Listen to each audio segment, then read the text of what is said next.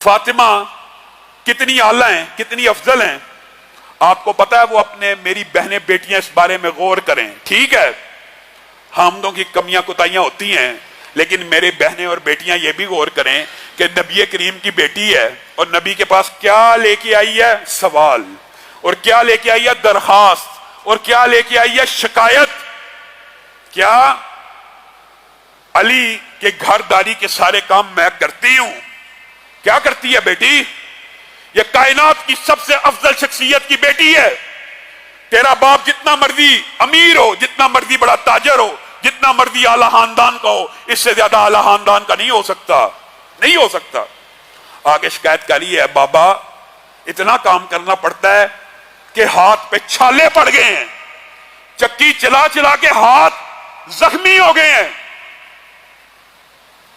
نبی کریم نے کہا خدمت چھوڑ دے حامد کی، آج کے بعد کام نہ کری. یہ ہماری بہنوں بیٹیوں کو کس نے سکھا دیا؟ نبی کریم صلی اللہ علیہ وسلم مسکرانا شروع ہو گئے اور کہا فاطمہ میں تجھے خادم سے بہتر ایک نسخہ نہ بتاؤں؟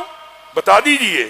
نبی کریم نے وہ وظیفہ جس کو آج ہم تسبیح فاطمہ کہتے ہیں، سبحان اللہ الحمدللہ اللہ اکبر، بتا دیا اور بیٹی کو کہا اسی کام میں لگی رہ. نبی کے بعد کائنات کا سب سے افضل آدمی امت میں کون ہے؟ ابو بکر صدیق. ان کی بیٹی اسما بنت ابی بکر ہیں. خود کہتی ہیں کہ جب زبیر کے ساتھ شادی ہوئی تھی، ایک اونٹ تھا اور ایک گھوڑا تھا، گھوڑے کا چارہ بھی میں ڈالا کرتی تھی اور اونٹ کے اوپر گھر کے لیے پانی دور دراز سے میں لے کے آیا کرتی تھی. کہ ابو بکر جیسے امیر فراح دل سخی نے اپنی بیٹی کو منع کر دیا کہ یہ کام نہیں کرنا؟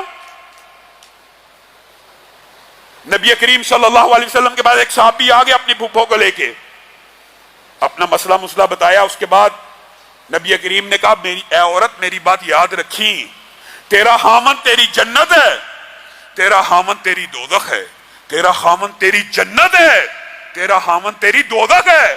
ہماری بہنیں بیٹیاں یہ بھی تو سمجھیں، یہ بھی تو اسی رسول کا فرمان ہے نا.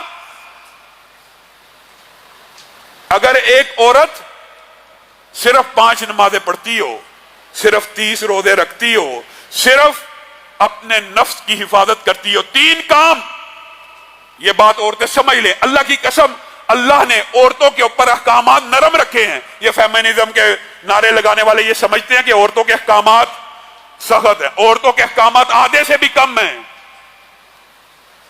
اور یہ بھی ہام ہاں کا پراپوگنڈا جی اسلام میں عورت کو، یہ دیکھیں جی یہ 4 رشتے ہیں عورت کے اسلام میں اور وہی رشتے بدلتے بھی رہتے ہیں.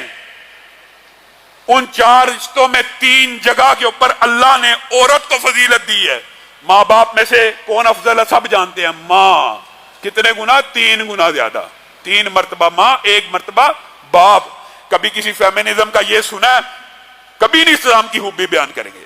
ماں باپ میں سے اسلام میں ماں افضل ہے، بہن بھائی میں سے بہن افضل ہے، بیٹے بیٹی میں سے بیٹی افضل ہے. کہ جس کی کفالت کے اوپر جنت کا اجر و ثواب ہے، بیٹے کی کفالت کے اوپر ہے. بیٹیاں ویسے بھی باپ کی زیادہ وفادار ہوتی ہیں اور بیٹیاں ہی افضل ہیں. 3 مقامات کے اوپر عورت افضل ہے، عورت کو سکون نہیں.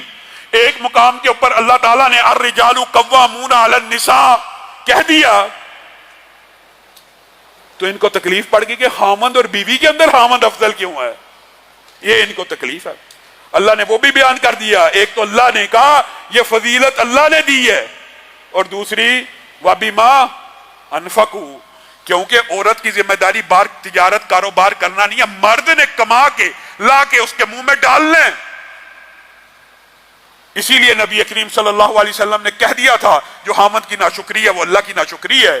جہنم میں وہ عورتیں بھری پڑی ہیں جن کو خامند ایک عرصہ کھلاتا پلاتا احترام کرتا عزت کرتا ہے، ایک دن ان سے ناراض ہو جائیں تو کہہ دیتی ہیں ہم نے اس بندے سے کبھی خیر ہی نہیں دیکھی، یہ بندہ تو شروع سے ہی ایسا ہے، یہ بندہ ہر روز جس دن سے میں اس گھر میں آئی ہوں ہر روز اس کا یہی کسب ہے.